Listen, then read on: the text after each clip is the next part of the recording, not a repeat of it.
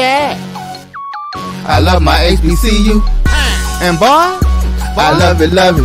I love it, love it. I love my HBCU. And man, I hope my team they won one. I hope my team they won one. Yeah. Man. I hope my team they won one. I hope my team they won one. I tune into the HBCU Sports Lab to see if my team won or lost. If they lost, I'm quiet as a mouse. But if they won, keep tab. I'ma do the dab, yeah. Dr. Cavil, he know what he be talking about. Mike and Charles, they know what they be talking about. They compress the analytic data with this hip hop. If you know them like I know them, they gon' tell you if your team, if they won or lost, and who the ball. So listen to Professor, yes sir, and pay attention, cause he gon' teach a lesson. This is Dr. Cavil with Inside the HBCU Sports Lab with Mike Washington and Charles Bishop. Mike Washington is out on assignment. We're going to see if we can get that straight, as you know.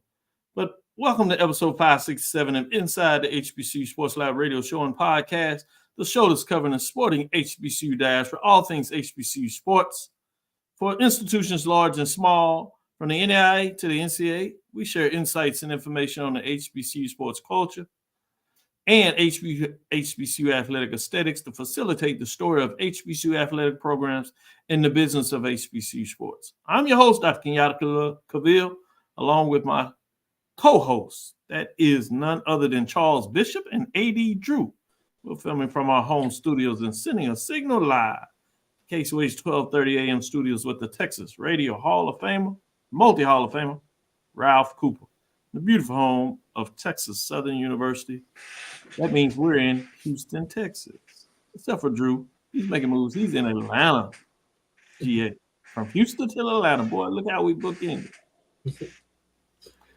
Today's episode of Inside the HBCU Sports Lab is sponsored by THG Agency, LLC. THG Agency is a company that provides sporting and educational consulting as well as data analytics. With that being said, Charles, how are you doing today?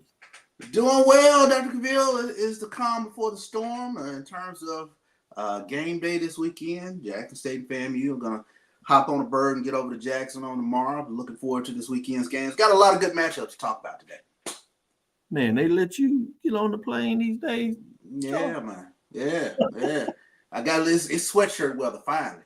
It really is. And I see you got a nice sweatshirt on. I wonder if this is any indication of how big this game is this weekend. Yeah, this one got some implications for the Celebration Bowl this weekend, so we'll see.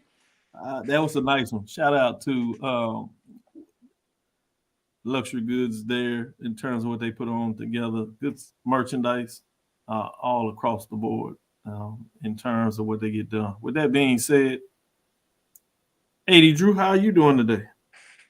Doing fine, Doc. Doing fine. Charles, I'm glad you're getting on a bird instead of a ghetto bird to get to get to Jackson. But I'm hyped, but I'm also a little what's the word? I'm a little upset because of work obligations. I am not going to be able to give this ultimate weekend, at least to this point in the 2024 season, the attention that I would love to give it, because I have, obviously I have obligations on the same day at the same time that a lot of the big games will be going on both levels. So, but I'll be in the press box. I'll have the iPad up there, and I'll at least keep it over scores. Don't know if I'll be able to keep over too much of the action, but I'll do my best to keep over scores. Good stuff. Good stuff. With that being said, I'm going to stay right with you, AD. You wrote a release today in memorial of one of our great ADs of Virginia State University. On behalf of the Morehouse College Maroon Tigers, I thought that was a significant statement, that it wasn't just part of the news cycle, but it was also from one of the sister institutions, particularly when you look at the D2 level at HBCUs. So if you would share that announcement for those that have not heard it. Many probably have, but as we do here, we would certainly like to recognize her. And after you give a part of that breakdown, we'll certainly have our moment of silence. Yeah. And I'll read the official release that came from Virginia State University, Dr. Cavil, if you don't mind. Yes. Trojan, this came out late yesterday. Trojan family, it is with deep sadness that we share the news of the passing of Virginia State University Associate Vice President for Athletics, Mrs. Peggy Davis. Ms. Davis passed away earlier this morning. For more than 27 years, she has been an integral leader of our athletic department, leading with exceptional dedication and compassion for our student athletes.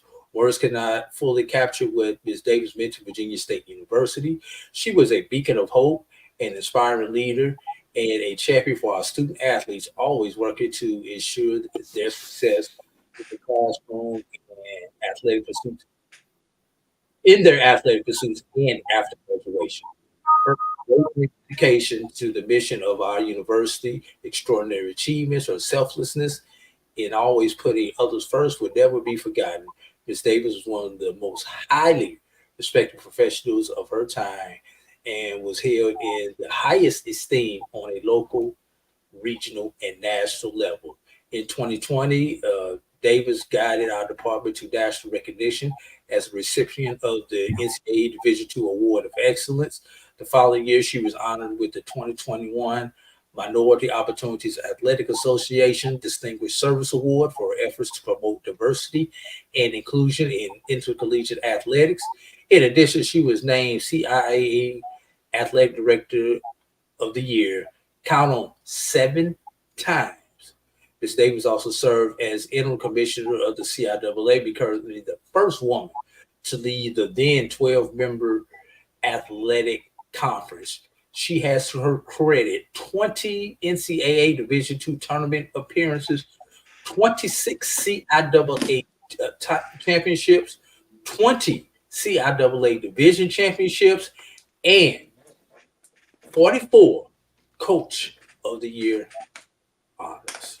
So obviously, when you're talking about the passing of the leader of an athletic department, especially a 2-decade veteran in that same institution on the Division II level, where the resources are not as plentiful as they are with some of our FCS brethren.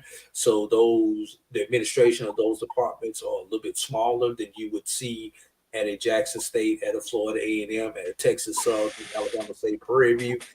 It's not only is it tough just for the student athletes and the people who work with them on a daily basis, but it's going to be tough for the institution and the conference losing a leader like that. And I'll just leave it right there and let you guys chime in before we have a moment of silence. I think you summed it up really well. Yeah. And I think with that being said, let's go ahead and take our moment of silence.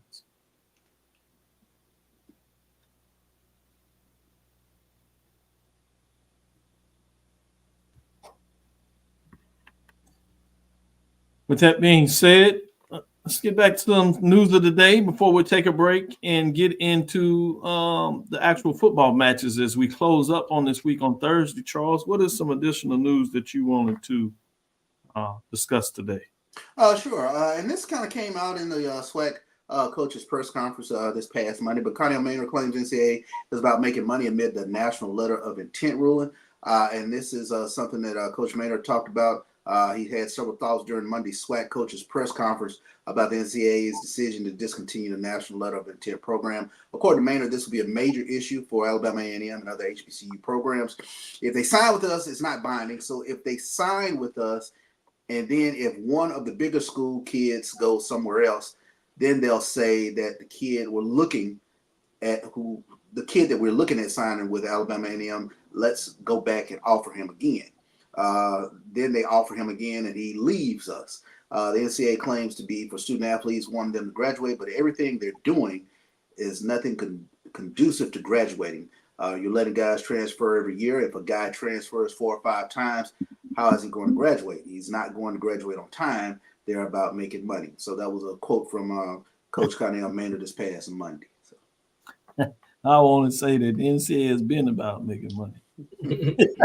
It hasn't changed because of some NIL rules. That's the understatement of the century. Yeah, Everything Tiffo. else, I pretty much agree with him, and I can certainly understand this change. But I'm like, knocking on the door, Coach Maynard, they've been at this for me. Oh, Yeah. so No shocker there. no. With that being said, let me go to you, Drew. What are your thoughts on some additional news? Man, that's a hard one to come back on. Let's talk some round ball because it's almost that time. Yeah, good stuff. You know, Some of us need especially to be ready for that anyway. You know. see you beat me to the punch, Dr. Cavil. There's already some people who are like, where's the media guy? More than most. Yeah, but y'all a different animal down there in Texas Southern. Y'all, even if the football team was winning, y'all still looking for basketball. Yeah, they always, Texas Southern always in the basketball business. I was talking about the Prairie that likes to think they're in the football business. Not this. Let's talk about some round ball in one of our independent institutions, and that's at Tennessee State, where Richard Dick Barnett is enshrined into the Basketball Hall of Fame, and that occurred this past weekend, if memory does serve me correct. Former HBCU basketball star and New York Knicks NBA championship member Dick Barnett finally got basketball's top honor over the weekend. Legendary Tennessee State basketball player Richard Dick Barnett was inducted into the Naismith Basketball Hall of Fame class on Saturday as an individual player. He was already previously inducted as part of the how many people remember Tennessee A&I? That team won 3 consecutive NAIA titles in the late 50s. Barnett started his career with here's another one that y'all need to go Google, the Syracuse Nationals, and spent a few seasons with the Los Angeles Lakers, but he is best remembered as a member of the New York Knicks that won the titles in 70 and 73. So, we can go on and on, but I do remember Dick Barnett, and it was also interesting about that team that won those NBA titles. If you remember, he was teamed up with another HBCU legend, that being Willis Reed of Grambling State. So, not bad when you decide to go with a couple of HBCUs, New York. Y'all get yourself a couple of championships. Hadn't happened in Charles's lifetime, since Charles was the youngest one on this panel. I was still in diapers last time they won. So. Yeah, very true. Shout out Barnett, man. I'm so glad. Came in with the team, but he certainly pushed to make sure his team was honored, which is appropriate because you could tell he thought about team first. As many of accolades that he's had, and that's on both levels. HBCU star phenomenon, national champion, getting an NBA championship and getting it done in New York City with the Knicks, which is big time. But now he gets a chance to get some accolades for himself, and I think that's a big deal, as he is certainly an elder, as at some point ancestry will come. So it's good to see that. I'm excited about what he was able to put together. With that being said, Charles, any other news that you want to get out there before we take our first break? Yeah, let's take a look at the HBCU football attendance, and this comes to us from HBCUsports.com. We'll take a look at the top 3 attended HBCU football games last week. Fort Valley versus Allen, that had 26,730 there. Alabama A&M and Bethune-Cookman, 19,727 showed up for that game. And then rounding out the top 3 is Southern and Texas Southern, 14,000 here at Shell Energy Stadium. So those were the top 3 HBCU attended football games from last week. Good stuff. Good stuff. Let's take our first break. Come back on the other side. There happens to be not just one big game. There's actually a couple of big games. So we're going to go through those. We're going to focus more on the major division level. Depending on the time, we might even get back into a couple of mid-major games. And there's one major game featuring a mid-major game that people probably are quiet on. But both these teams are ranked. in our ranking that we do right here on the show. So I thought it'd be interesting to at least play around and see if there's any chance of an upset. I know what I think these guys will say, but sometimes they'll surprise me as well. With that being said, let's take our first break and we'll come back on the other side. Choice Hotels is a family of brands that helps you get the most for your money so you can be any traveler you want to be. You could be a free hot breakfast hero at a comfort hotel. Yes! That's how you waffle. Mr. This script got a plot twist at a Radisson hotel. A business big leaguer. Go for key. Even the ultimate pool float inflator. With 22 brands and the best value for your money, Choice Hotels has a stay for any you. Book direct at choicehotels.com, where travels come true. Gotta get the corners.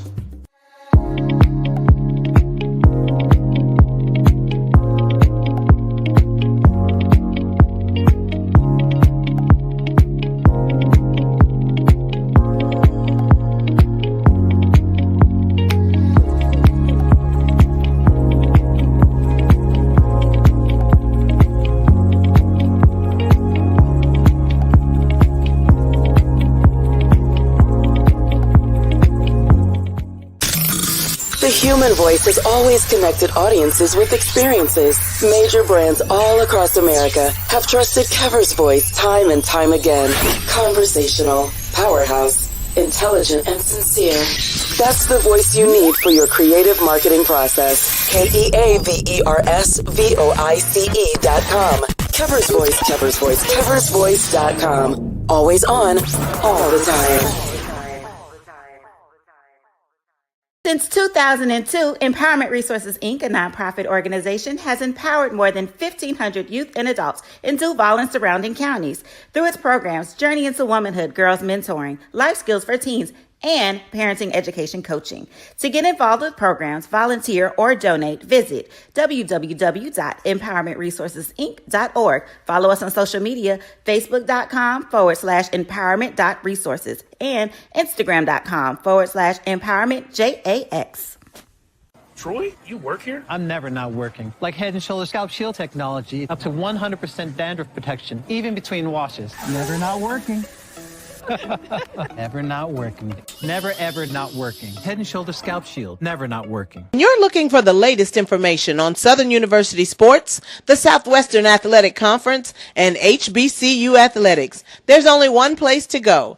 Tune in to the Carlos Brown Show, exclusively on the Black College Sports Network. Compress the analytic data with your hip-hop. If you know them like I know them, they gon' tell you if your team, if they wanna lose, and who the ball.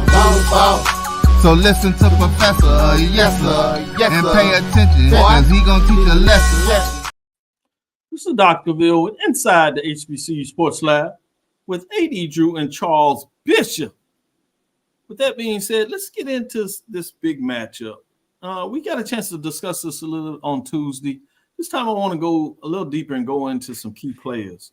Who are some of the players they really need to keep our eyes on? You can decide whether you want to focus more on the defensive side of the ball, offensive side of the ball, a little bit of both. I'm always intrigued about the special teams in this matchup, so I want to get your thoughts on that maybe a little bit as well. But this is, as we said, is really fascinating. We got a top 25 matchup if you're looking at it from the NCAA Division I FCS top 25 rankings.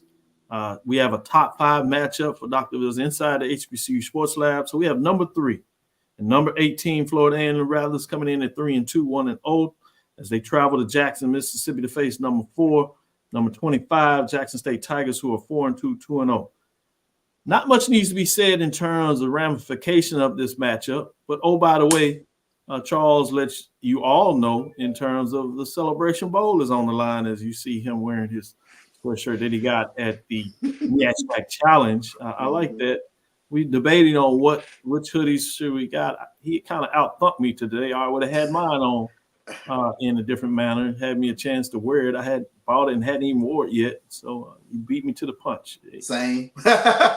You're not fair, man. You're not fair the way you do things, but that's my brother. With that being said, Charles, tell us some of the key players that people may not be thinking about. The names may be out there. You know, obviously we've had some of these players that are stellar from Jackson State and Florida A&M that have been players of the week. We've seen that at the national level as well. Who are some players that we really need to focus on this week? I think the big name going into this game, especially if you're a Jackson State fan, is Herb Mulligan. Everybody, in terms of being a fan of Jackson State, feed the ball to Herb Mulligan. Herb Mulligan is in the mold of those old Jackson State running backs, those guys that used to dot the I and could pound it in between the tackles. He is a very hard runner, hard man to bring down. His health was the only thing that kind of hurt him last year. Health kind of was a early storyline in the early part of the season for Jackson State, but he looks like he's rounding into form. But so I think Herb Mulligan is a name to definitely keep an eye out for in regards to Jackson State. And then I'm gonna give you another one. Okay. He reminds me so much of I know Dr. Ville, you remember Willie Quinn, who used to be a Southern. Yep. But Travis Terrell for Jackson State is another name to keep an eye on. When the ball hits his hands, he's electric with it for Jackson State, and he's back there on kickoffs, and you might see him on punts, but you have to account for him whenever he's on the field, and that's one of the bigger names I think to watch for with regards to Jackson State. Drew, so I'm coming to you with the same question, but if you do me a favor, let's look at it from a defensive perspective. I'm going to stick to you as a follow-up and let you give the offense, and then I'll in turn let Charles come back and give his defense person to the new keep your eyes on. Since Charles started off, and we're going to kind of do offense, defense things, if you would. Tell me a couple of guys on the defensive side that you expect to have big time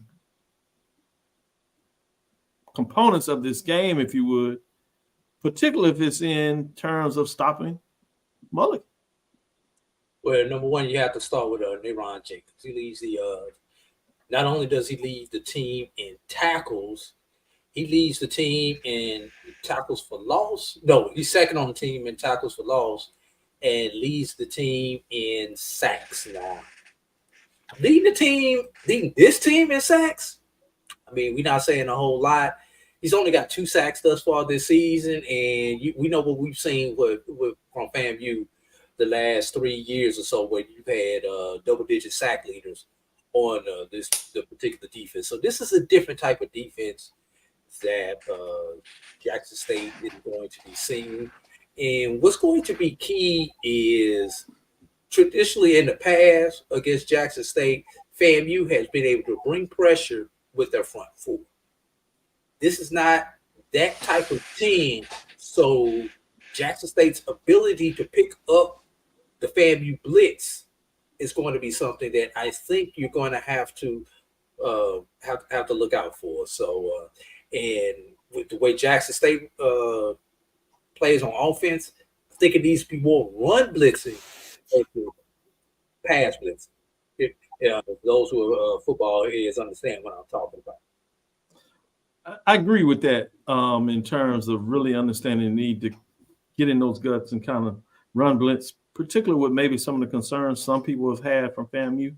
But if you would, let me go back to you, Drew. Now let's talk about some of the folks on the offensive side of the ball that must have a stellar game to come out with the victory, or at least some of the folks that we need to keep our eyes on to have the opportunity to have a big game. Let's start off with the obvious. We need to get Kelvin Dean out the witness protection program if you're Florida A&M University. Yeah. We have seen Kelvin Dean have some big games over his illustrious career there on the highest of 7 hills. But we have not seen that this particular season. He's second on the team in rushing. He's averaging a pedestrian 26 yards per game. I mean, Charles, does that even get you off the bench if he's rushing the ball for Jackson State? I don't think so. We're not with the bevy of running backs that you guys have down there. So we have to have a Kelvin Dean sighting in this particular game. He doesn't have to bust for a century, but he's at least got to be 50, 60 yards to make me comfortable. Also, I think an area where FAMU might be able to exploit the Jackson State defense is going to be at the position of the tight end. Over the middle, tight ends. FAMU has 3 good tight ends. So being able to rotate those tight ends, obviously having them in tight and run in run formations, but being able to split them out wide, get them over the middle, get those big bodies over the middle. Because FAMU's tight ends should be out there on the basketball team if you look at them size wise. I'm just saying. They are that tall, they are that big. So if FAMU can find a way to exploit their tight ends on offense, I think it could be a long day for the Jackson State defense, and that may be the key to us seeing Kelvin Dean pop back up on our timeline instead of us continuing to swipe left every time we see his name. Well, in the college game, the tight ends kind of been a lost art. So to see the tight ends get involved, particularly when you have a good one, it would excite a lot of the fans and be like, look, they figured it out. So it'll be interesting to see if that comes to fruition. So great points that you put in there, AD Drew, particularly in this matchup. Let me go to you, Charles. Obviously, now we need you to look at the defense and say, all right, what must they do to stop FAMU offensively? Talked about needing to run the ball. Obviously, FAMU has been pretty solid in throwing the ball and been able to get some big wins, come from behind wins based on the fact that they have a quarterback, Richardson, that's been able to make some plays. But outside of that, and maybe that is the point that you want to make, defensively, what does Jackson State, those Tigers, have to do against Florida A&M Rattlers to get this victory this weekend? Yeah, defensive line has to win with the front four. And I think that's something that is a bit of a concern because we've seen Jackson State have to bring an extra man. And it's almost sort of Dr. Bill, sort of a swag thing right now because there really isn't that defensive end that has really stood out during the early part of the season, somebody that you got to constantly keep an eye on. Kelby Givens might be one of those type guys for Southern. But that's one of those things to really kind of pay attention to, although Jackson State does lead the SWAC currently in sacks, and Joshua Nobles, I believe, is second in the SWAC in sacks. But it's going to be incumbent upon this defensive line to get pressure on Daniel Richardson. But we know Jackson State will bring a blitz, and that's going to open up some one-on-one opportunities downfield for FAMU. So it'll be interesting to see down a distance when they attempt to try to bring an extra man to try to get to Daniel Richardson because he just can't get comfortable in the pocket and start picking you apart. Can I come back on that for a second? Yes, go ahead. I'm going to be honest with you, Charles. I think you want to keep Daniel Richardson in the pocket and let him stay in the pocket because I think he's better for FAMU when he gets off schedule and gets outside of the pocket because he's able to create in ways that, let's be honest, the last two quarterbacks at FAMU have not been able to create with their feet the way that Daniel Richardson has been able to create with his feet this particular year. So him getting off schedule, the defensive backs, you have to take that quick turn to look and see where he's at. And that has been enough for him to thread that needle and get that ball over those defensive backs' heads or back shoulders and different things like that when that FAMU offense gets off schedule. And what I'm speaking more so to is for him to not get in rhythm. And that's one of the things that I've seen with regards to Daniel Richardson. When he's in rhythm, and we saw it first game. When we saw it against Norfolk State coming out of the half. It's like all of a sudden they found their footing. And that's the thing that that sticks out in my mind in regards to Daniel Richardson. It's like all of a sudden he felt comfortable with whatever the plays were being called, and he started picking them apart. And that's something that, you've got to figure out a way to just, like you said, knock him off schedule. Great points by both of y'all because the uniqueness in terms of once he gets in rhythm, I think he becomes more dangerous to what A.D. Drew talked about of getting out of the pocket. Not so much that he's going to run and get you a first down. He can do that a little bit here. But I think the fact is if you're not careful, he runs out there and he gets those bigger chunk plays down the field. Eyes downfield. Right. And you can find a way to sneak in and get a big touchdown because everybody now, because you just naturally think about the fact that you got a quarterback that's running, they kind of cheat up and they want to come and make the play.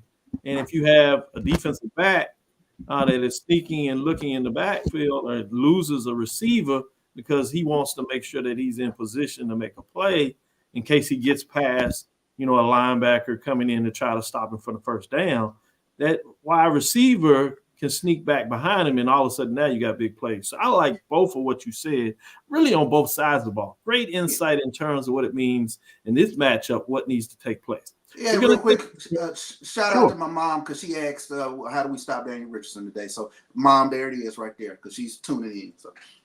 She's tuning in, and she knows what question to ask and how to thinking that I put it on the table. I appreciate that, man. Good stuff. Show mom some love. With that being said, we're going to take our next break. We'll come back on the other side, and we're going to actually talk about another top 7 matchup. This one has kind of gone off the radars. It was hyped really early, but I think so much focus is on FAMU Jackson State that people have slightly forgot about this. What I have is the number 2 versus number 7 matchup. This is number 2 Tennessee State Tigers, 5-2, 3-1. They travel to the nation's capital in Washington, D.C. to face the number 7 Howard Bison that are 3-3 and have not started conference play.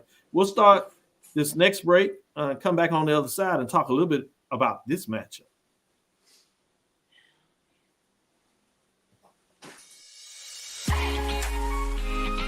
Looking for the ultimate cultural experience of 2025? The Zora Outdoor Festival of the Arts is where you need to be. From January 31st to February 2nd, Eatonville, Florida will come alive with incredible live performances from the Lavert Experience and Sunshine Anderson. Immerse yourself in interactive art, take a journey through history with a new virtual tour app that brings Eatonville's legacy to life from your phone. Enjoy family-friendly STEM activities and explore over 80 unique vendors. Please don't miss the unforgettable R&B tribute to the legends. This is more than a festival. It's a celebration of Eatonville's rich cultural heritage. Visit zorafestival.org for tickets or to become a vendor. We'll see you in Eatonville, the oldest Black incorporated municipality in the country. Compress the analytic data with your hip hop. If you know them like I know them, they gon' tell you if your team, if they wanna lose, and who the ball. So listen to Professor, yes sir, and pay attention, cause he gon' teach a lesson. This is Dr. Cavil with Inside the HBCU Sports Lab. Let's get back into it and talk about another major division game. This one is interesting to me. A lot of talk early in this game. You know, some people won't see this as a prelude if they can ever get Tennessee State out of the OVC Big South, that they maybe can entice them to go to the MEAC, or, you know, there's others that want to entice them to come to the SWAC. Regardless, this is a chance for a big-time matchup. Howard Renaissance in terms of their program, 500 the last couple of years, if you would, playing in the Celebration Bowl. Tennessee State is right on the midst of a winning season in a chase for OVC Big South championship, and that means an automatic bid to the playoffs. If they can get this type of win and keep winning, even if they don't win the conference, maybe they can find a way to get an at-large bid.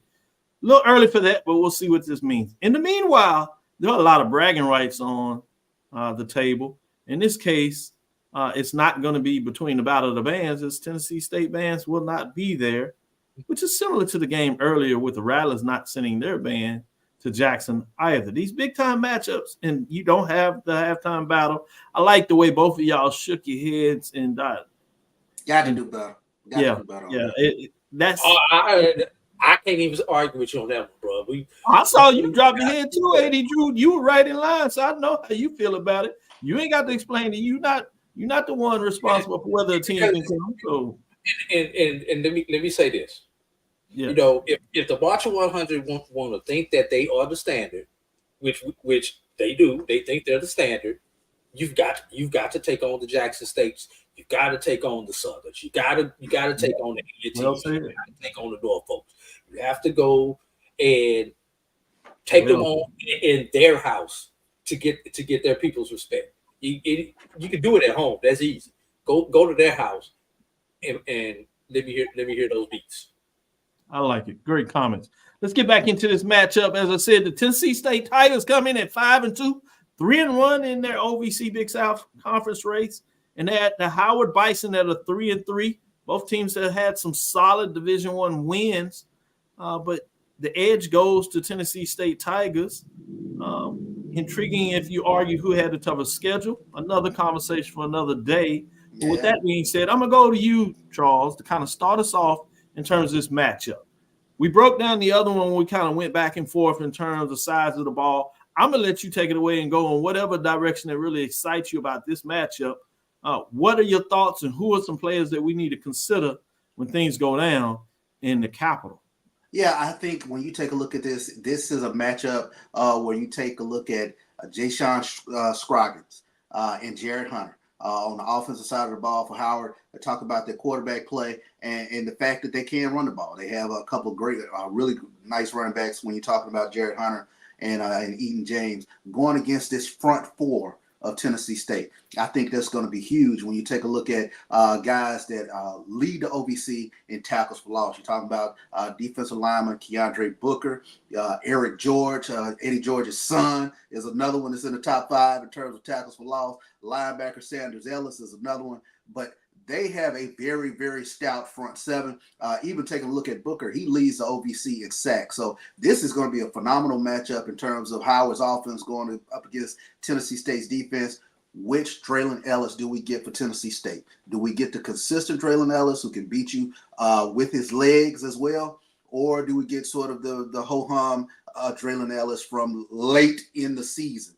But I think Tennessee State, with everything that's going on with Howard Homecoming, I don't think we've ever had a presidential candidate who's in the midst of running for president that is an alumnus of one of these schools. I think that's a phenomenal storyline. I'm going to take Tennessee State on the road in this one. He said all that, and he's taking Tennessee State. That's cold. I was going to allude it that this was homecoming, but Charles kind of stole my thunder there, but he ended it in such a good way, so I can bring it back up. 2 versus 7. Drew, what are your thoughts in terms of this Howard Bison in the Tennessee State Tigers matchup there for homecoming? A lot of things are going on. A lot of people have different types of distractions. Where do you see this matchup? What do some folks need to think about when they talk about these two teams lining up this week? Well, this is going to be a game where you see two teams that love, when I say love, two teams love to rush the ball. I mean, offensively, Howard is averaging 161 yards per game on the ground. Tennessee State is averaging 103 yards per game on the ground. And what makes this interesting, you mentioned, Dr. Cavil, about luring Tennessee State to the MEAC instead of the SWAC. Tennessee State plays MEAC style football. Yep. So from a stylistic point of view, it would be a natural for them to come east instead of going south. Now, of course, all SWAC heads know we want to see them in the SWAC, but I just wanted to bring that out. So this game is really going to come down to can either one of these defensive lines do what they're supposed to do, plug up the gaps, and allow the linebackers to come in and clean up the mess. To be honest with you, I'm not expecting too much of a passing game for anybody. If we see over 150 yards in the air from either one of these teams, I'm going to be pleasantly surprised. I think both of these two teams are going to try to ground and pound the ball. It's going to be 3 yards in a cloud of dust type game. And I mean, y'all know me. I'm King Chaos. I want to see Tennessee State win out so that we can start the conversation. I love it. About does Tennessee State, who only plays 3 HBCUs, and when we think about it, the MEAC teams only have 5 HBCUs that they have to play. Is 3 really different than 5? Yes. I can understand comparing it to a SWAC who has an 8-game schedule. But MEAC teams, 5, may go out and get 6, 7, because I'm not counting the one they play against the Division II. Can we have that question? Can we start having that question, that debate? No, King Chaos, we can't. Let's let Tennessee State win out. So I was looking at this, and it wasn't quite from this perspective, but I can give you a little update on that. All of the MEAC schools, except for Delaware State, actually play 8 HBCU games. And it kind of surprised me because just the way the non-conference matchups, whether you're talking about South Carolina State facing a FAMU, playing a Division II HBCU, and then you have them playing in these old rivalries, whether it's against A&T, and then you have North Carolina Central. They played A&T. Obviously, they played D2 HBCU. So if you go look at their schedule, I was counting that all of them, except for Delaware State, actually still play 8 HBCU games because I was kind of looking at how many HBCUs are playing in that when you compare it to what Hampton and Howard. Howard ended up playing about 5. Hampton and A&T, when you look at their schedule against each other and the non-conference games, they end up playing about 4 or 5 games themselves. The only odd one out is Tennessee State, just playing the 3 games. So I think overall it's a great point, but since I did a little bit of research, I love the dumpster dive data, so it's fascinating to me when you talk about it and look at it. With that being said, we'll take our next break. We'll come back on the other side, and we'll look at another game. This one we're going to go back to the SWAC, which is really off the radar, featuring at least one top 17. The other one is just outside of the top 10. But it has huge stakes in the Western Division, particularly early in the race. And Drew put out there some dialogue that talked about this weekend could be Separation Saturday. You can essentially almost lock in. Obviously, games need to be played. The tiebreaker is going to go a long way. But based the way that we're seeing things, you can have teams that have all but locked up their division in the season in the SWAC, whether it's in the East and the Western Division. So we have to talk about this. Number 6, Alcorn State Braves at a 4-3, 3-0. After starting out slow, has certainly rebound. They travel to Baton Rouge. Guess what? It's homecoming on the Bluff as they face what you do in my long rankings would be number 11. And we usually just talk about rankings in terms of the top 10. But for this matchup, I decided to say the Southern's just outside of there when you look at my rankings and all the notes that came in. They're sitting at 11. So you have a 6 versus 11 matchup. Southern Jaguars coming in 3-3, 3-0. They're 3-0 in conference play. 2 of them have been in overtime. Just amazingly have gotten it done. But when you look at the record books, all it says is 3-0 in the conference race, which means this has divisional implications off the roof. With that being said, let's take a last break and come back on the other side, and we'll talk about this matchup. At AutoMasters LLC, our mission is to serve our community by providing quality automobiles at affordable prices. All of our vehicles are inspected and certified to offer you the confidence in knowing you have a quality vehicle. Our goal is to provide you with a seamless process and positive experience for your automobile purchase. Financing recommendations and specific vehicle inquiries are available at your request. You can find us at www.automasters06.com and follow us on Facebook and Instagram. Also, please feel free to contact Terrence Miles at 601-927-7794. And oh yeah, tell him Sonia sent you. Compress the analytic data with your hip hop. If you know them like I know them, they gon' tell you if your team, if they wanna lose, and who the ball. So listen to Professor, yes sir, and pay attention, cause he gon' teach a lesson. This is Dr. Bill inside the HBCU Sports Lab. Fascinating matchup when you get into this Western Division. This is the Southern Jaguars hosting Alcorn State Braves. They have their own rivalry thing here, and obviously a lot of folks think about Southern Jaguars and Grambling in terms of their rivalry. Southern and Jackson State is at the top of their list. Another one that people may not quite know as well unless they're just really familiar with the SWAC is Southern and Alcorn State. They played in the championship game when it first moved to campus back-to-back when Alcorn was doing their thing at that time. Obviously, as you imagine, Alcorn State was in the Eastern Division. Since they moved over to the West, they've been right on the tipping point, but they haven't been able to have that final check mark where they can say they're the only team that has won both divisions. We'll see if this is a prelude this year, particularly if they can get it done. As you see, Michael Jones says, hey, it's that time. In his opinion, to check that box off for sure. In this matchup, I'm fascinated to see what AD Drew you have to say in terms of this matchup between the Braves and the Jaguars. I'll put it out there.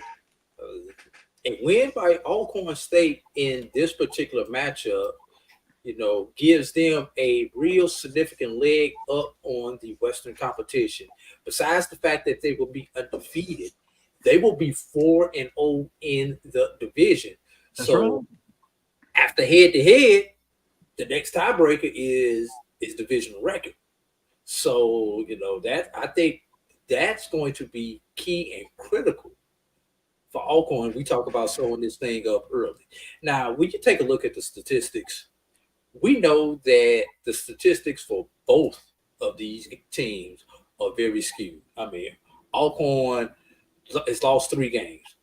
2 of those games were the FBS schools. So we know there's the stats are skewed. Southern has lost has also lost 3 games. They played a couple of FBS schools, and we all know what happened with their stats when they lost by 40, not 40, 2 weeks ago. That's the Jackson State by 40. By 40. And then turned around and lost to the non-HBCU by another 40. So, so we know that their stats are skewed, but when the games have counted, somehow, some way, Southern has found a way to has found a way to win. Yeah. And for Southern, it's going to have to be on the ground. Can Southern run the ball? We know Alcorn State can run the ball.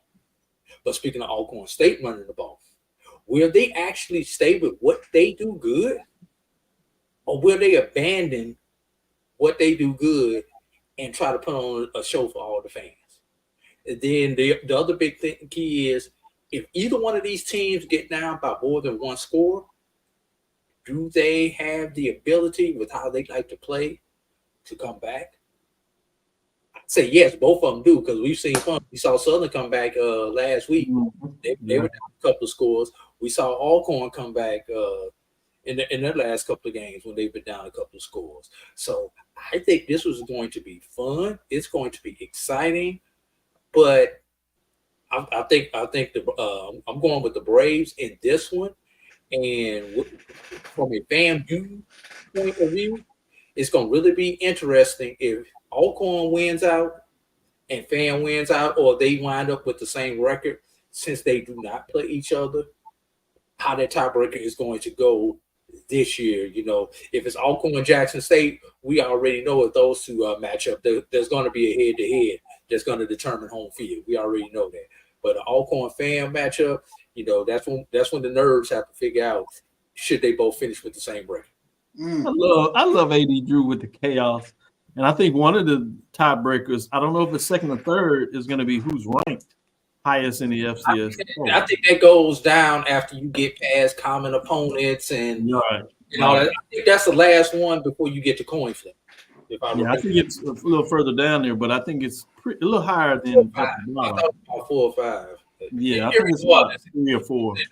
And then in that case, advantage FAMU on the right. Exactly. But to your point, or Jackson, to see that you look at that, and that it would essentially have to come to one of these tiebreakers, whether it's a coin flip or one of the other arbitrary tiebreakers in terms of ranking. Being said, not a head-to-head matchup. The good stuff there, Drew. Let me go to you, Charles. You're familiar with both of these teams for various different reasons over the years. And you certainly know the importance of this matchup between each other. What are your thoughts in terms of what's happening here in this matchup? Doc, everything in my head and heart says Alcorn has the talent in the running game to go down to Baton Rouge and get this W. But the last time this Southern football team was at home, it was a 51-7 thumping. And now here comes homecoming. Nothing in me says that Southern is going to look like 51-7 again in front of the home fans. You're going to have more than 17,000 people there this weekend. And, you know, for every time you want to knock Southern, right, they go to Prairie View, get the W in overtime. Magically, they come to Houston in some type of way, figure out a way to overcome their mistakes and beat Texas Southern. It's starting to kind of shape up like something is going on down there on the bluff. I got to take Southern for that reason. I got to take Southern for that reason. And I think somebody probably says, hey, listen, y'all got to figure out a way to get the ball into Quay Davis's hands, because Quay Davis is a playmaker. And you've got to figure out a way for him to get more touches than he does now. I messed with you so much during the preseason in terms of the polling. I still do not see it in Southern. But to your point, you don't have to. Sometimes the record speaks for itself. And so I like the direction and rationale of what both of you said in terms of this matchup, but it's going to be interesting. I do need to correct one thing. I had Southern coming in at 3-0 in conference to just 2-0 in conference, still undefeated. So this is an undefeated matchup in terms of West Division Conference opponents. Let me go back to you, Drew. I want to sneak this game in there as we kind of get up on our time. And as I sneak this in, I'm going to allow you to make your comment before you do your analysis on this next game, which is going to take us off into an intriguing matchup that features a major division opponent against a mid-major division opponent. This is number 2 Fort Valley State Wildcats, 4-2, 4-1. They travel to Orangeburg, South Carolina to face the number 7 South Carolina Bulldogs in terms of what they have in their matchup. And when I say Fort Valley, I should actually say that they're at 8, just outside of the top 7. But they face the South Carolina State Bulldogs in terms of their matchup that are number 7, that are 3-2 and haven't played a conference game. We don't have to go into this long, but AD Drew, I do want to get your thoughts on this and tell me, does Fort Valley State have a chance? And I know you wanted to have an additional comment before you went into that, so go ahead and do that now. Yeah, the one thing that I was going to come back with on the Southern Alcorn game, Charles and Doc, is the fact that for some reason Southern either gets too much gumbo or jambalaya or something when they play at home. At home, because I have for so many years in big games on the bluff, we have seen Southern lay an egg. Because Charles, you was making a point, and I wanted to cut you off and say, where were those games played at? On the road, Charles.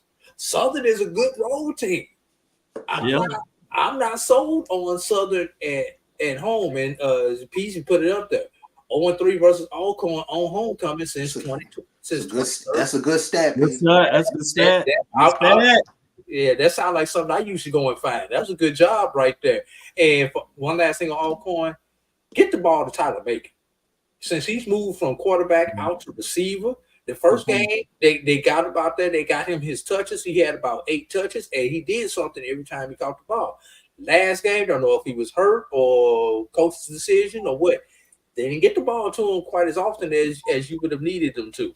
But getting to the game that you actually asked me about, Dr. Cavil, Fort Valley travels to Orangeburg to face South Carolina State. Or should I say Benedict North? Because these teams have faced the core of this South Carolina State team, right? And Fort Valley have played each other over the last couple of years. Now, that Chinnisberry defense at Benedict did a good job of slowing down Kelvin Durham and their Fort Valley State running game. But those studs that he had at Benedict are not there, although he's got some good players on the defensive side here at South Carolina State. But you're talking Coach Maurice Flowers over there. No, I'm sorry, not Maurice Flowers. Sean Gibbs at Fort Valley, who has battled this Chennis Berry system. Those coaches know schematically what South Carolina State is going to do. Just like the South Carolina State coaches know schematically what Fort Valley is going to do. Do I give Fort Valley a puncher's chance? Yes, I give them a puncher's chance, but I think it's going to come down to attrition in this game.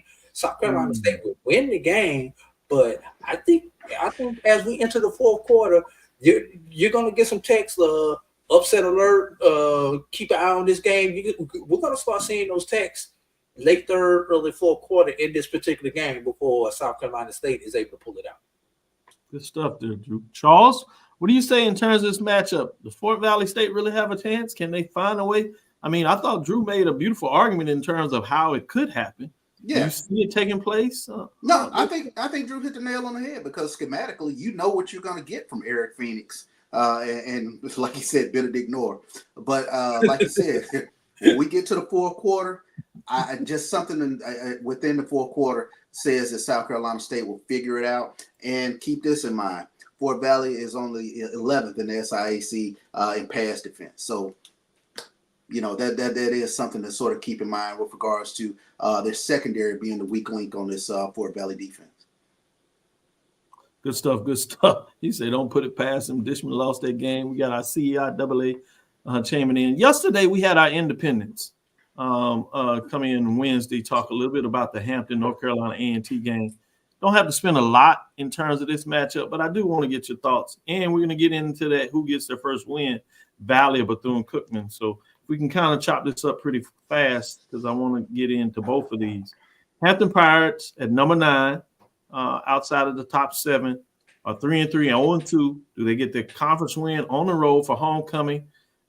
They were not allowed, at least in this case, to travel with their band. It seems like they wanted to bring their band, but for some reason it didn't work out.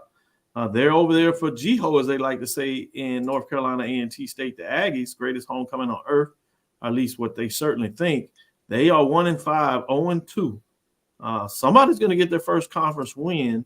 What are your thoughts on this, Charles, in terms of this particular matchup, sticking with you? Does A&T have a chance? They played a little better in their last contest that surprised a lot of folks against Richmond. Was that just a one-game wonder that things matched up right? Or do they have a chance of seeing that they're finding things, and do they get the Pirates that took a big L after a close loss that many people they should have got? Where are you going in this matchup? No, I think this Hampton Pirates team, I think they reward Trent Boykin, who got the interim tag removed from him this past week. I think they reward him, and they play hard for him, and they ruin the GEHO for North Carolina A&T. So I'm going to take the Pirates in this one. 80 Drew? You know, I hate when Charles goes first because he word for word takes everything that He summed it up so well. You like, all right, what do you want me to say? But no, I was actually going to make that same point.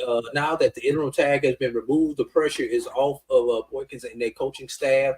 They can relax. They know they have the opportunity to hang around at least for another year.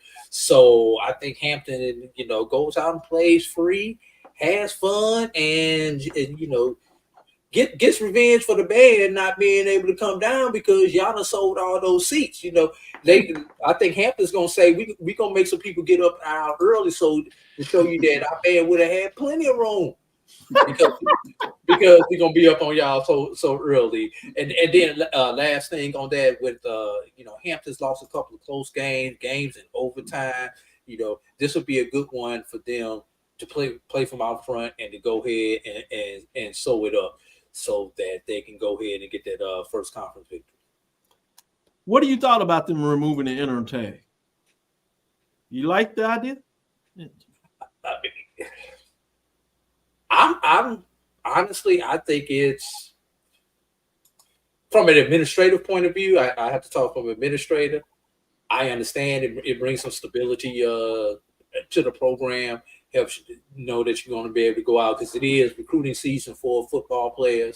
So knowing that your coach is going to be coming back, you know, you can go ahead those recruits, especially in that rich Hampton Roads area where a lot of talent seems to leave that area. Maybe having your coach knowing that he's going to be the full-time coach, maybe a key is keeping some of that rich talent in the Rhodes area, in addition to dipping down into Maryland at home. But let's be real. The victories that he had were all three of them against HBCUs. So what have we done in the conference? Because but what's the mission of Hampton? Are you happy just beating the HBCUs or competing in your conference? So if you're just happy getting your 3 victories against HBCUs, possibly a 4th victory against the HBCU, then reward the man. But if you're trying to compete in the conference, I mean, you're playing close. You're definitely. I definitely would be leaning towards resigning you. But from a conference perspective, I need to see 2-3 W's this year. That's a good point, Charles. Where are you with that? I think anytime you remove interim tag, to me it says that the evaluation process is beyond the wins and losses. So it's something that the Hampton administration sees in regards to the intangibles, or how he's led this team, how he's brought this team together, how the players play for him. So that's the thing that kind of sticks out to me once you remove an interim tag, that you see something that you like and that you can commit to. Both of y'all make great points in terms of administrative perspective, wanting to see maybe a little more from a fan's perspective in terms of what that goes down, or the idea that you've shown enough. And I think the way that you dismissed the other coach, particular, we didn't quite get the insight on it, but a lot of folks kind of thought it was some things that weren't going on, and maybe he's cleaned those things up. And he has shown a lot, particularly if you're taking the flag that he had a conference win taken away from him, as he just couldn't close it. So it'll be interesting to see how he closes out the season. Does he make them feel good about the move they made, or do some questions come back on the table? Last one here. We don't have to spend a lot of time on this, but I'd be remiss if I didn't talk about that. Who gets the first win of their season, and obviously de facto a conference win? Both teams come in at 0-6, 0-2. That's Bethune-Cookman, Mississippi Valley. The game is in Mississippi Valley, and maybe that's just enough to give the edge to Mississippi Valley State, the Delta Devils. Charles, which direction are you going with this matchup? Give me the Delta Devils at home. Let me just go with the home team on this one and have some feel goods about what the Valley can do up there in the Delta. Why did you have to say make it quick? He went right there. What did you I'm not going. I'm giving this game a new nickname because some people talked about me, the previous nickname that I had given this team. So we're gonna call this the Dollar Tree Bowl or the Dollar General Bowl. For the cheap. They can't get more than $1. Dollar Tree $1.25 now, so that's why they're gonna get it. But Valley is a tough place to go. It's not an easy trip, especially for the teams coming from Florida to get to Itabena. But and as a FAMUan, it is tough for me to formulate these words, so y'all have to bear with me for a moment. But because of everything that has gone on with Bethune, campus actually opened back up today. Classes begin tomorrow. That team has been displaced for 2 weeks. So usually things like that bring teams together facing adversity like that.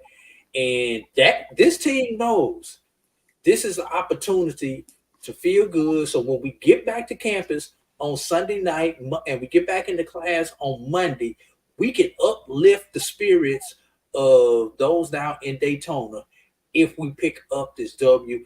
I think the emotional charge will let Bethune come out and put something on Valley early. And I think they find a way to hold on at the end because Valley's going to make a run. But I think because, the people from Milton and what was the other storm? Helene. I was about to say Harvey, but Helene, I think they need something positive to hang on. And these kids need something positive to hang on. So this football game this Saturday is going to mean a little bit more to the Wildcats. So I'm going Wildcats in the feel-good story. Man, he's such a professional, Charles. He really found a way to break that down and have an eloquent breakdown of why he's going in a certain direction and giving it to him. And it was eloquent, too. Yes, great points he made. Don't let me take that apart of it. Great points he made. Before we close out, we're not going to talk about these, but I just want to list them out there, the mid-major. You can go back to Tuesday and talk about that. If you want to get a little more in terms of the Hampton, North Carolina A&T, go back and look at yesterday's show in terms of 566 as the Independence gave you. And if you want to get some talk about these games, go back to 565 from Tuesday. This is number 7 Miles Golden Bears. They travel to Atlanta to face in a homecoming matchup against number 5 Clark Atlanta Panthers. This is basically for first place in the SIAC, so it's fascinating. You got number 4 Winston-Salem State Rams at 5-2, 3-1. Travels to Salisbury, North Carolina to face number 6 Livingston Blue Bears, 5-2, 3-1. Whoever loses the game is essentially out of the race. I know there's a couple of games in terms of 7, but it's hard to imagine that you're going to have 2 teams that end up with multiple teams that end up with 2 losses. So that's one to keep your eyes on. And then you have number 9 Shaw Bears just outside the top 7, 4-3, 2-2, travel to Charlotte, North Carolina to face number 1 Johnson C. Smith, the Golden Bulls, that are 6-0, 3-0 in the conference race. Shaw Bears all but out of it, but you're certainly talking about changing the landscape and having an upset of the year. Shaw Bears have a chance to make a major statement this weekend. So those are the games I think you want to keep your eyes on at the mid-major level. With that being said, I want to say thank you for listening to Inside the HBCU Sports Lab. Make sure you share our podcast with your friends and colleagues. I am Dr. Kenyatta Cavil, the Dean of HBCU Sports, coming from inside the lab in the College of HBCU Sports with Mike Watson, Charles Bishop.